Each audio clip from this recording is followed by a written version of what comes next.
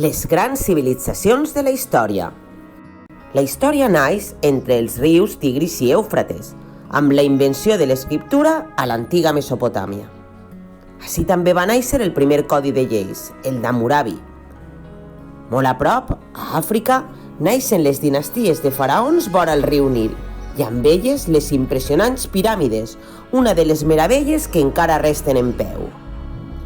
Els egipcis van lluitar contra molts imperis, sent un d'ells els nubis. Aquests habitants del sud els van fer passar molts mals de cap. Per això van haver de construir la impressionant Abu Simbel. Amb el temps, els antics mesopotàmics es convertiren en perses, que varen dur el terror amb Jerjes al cap per tot el territori civilitzat. No obstant, els grecs, uns pobles de l'Àtica, els varen plantar cara i els varen guanyar en la important batalla de Marató. Els grecs dugueren la democràcia i l'art, i és una de les civilitzacions que més s'ha portat als nostres dies.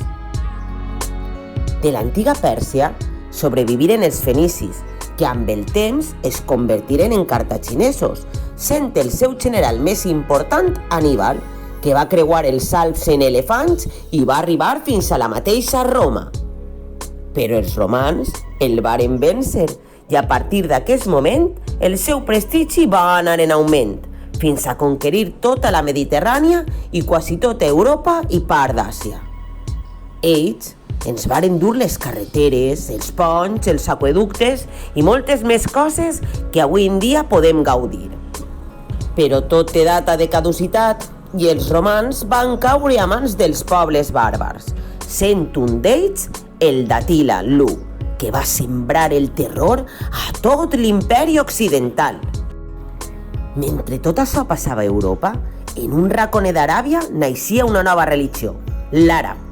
L'islam, que així es va donar a conèixer, es va expandir ràpidament i va portar moltes novetats al camp de les matemàtiques, les ciències, el regadiu.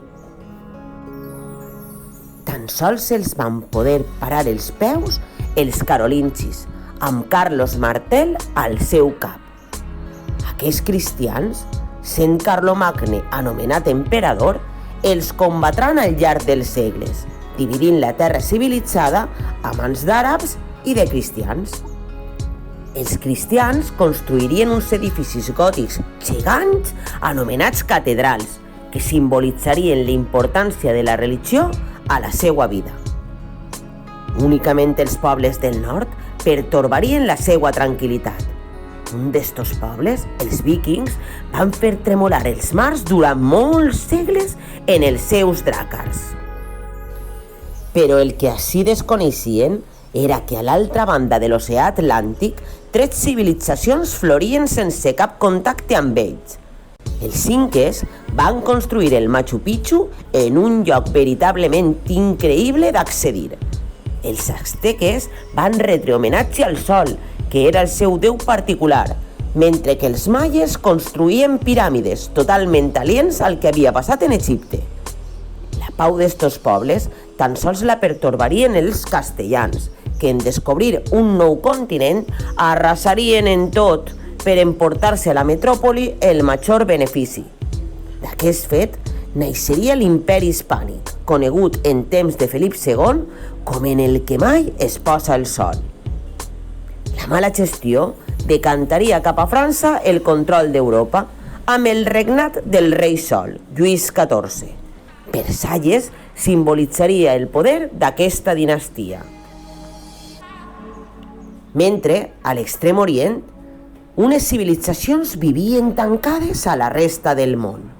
A la Xina manaven els emperadors, que vivien a la ciutat prohibida i no tenien a ningú que els fera ombra. A Japó també manaven els emperadors i governaven amb l'ajuda dels samurais, sempre pendents del que el mont Fuji els indicara. Sols l'arribada dels europeus obriria aquestes fronteres.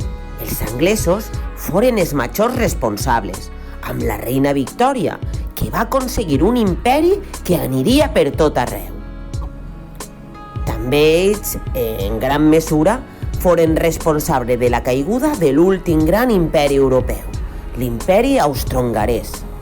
Aquest va dominar el centre d'Europa fins l'arribada del canciller Bismarck, fent d'Alemanya un país lliure, debilitant-la en gran part i sent sacrificada després de la Primera Guerra Mundial.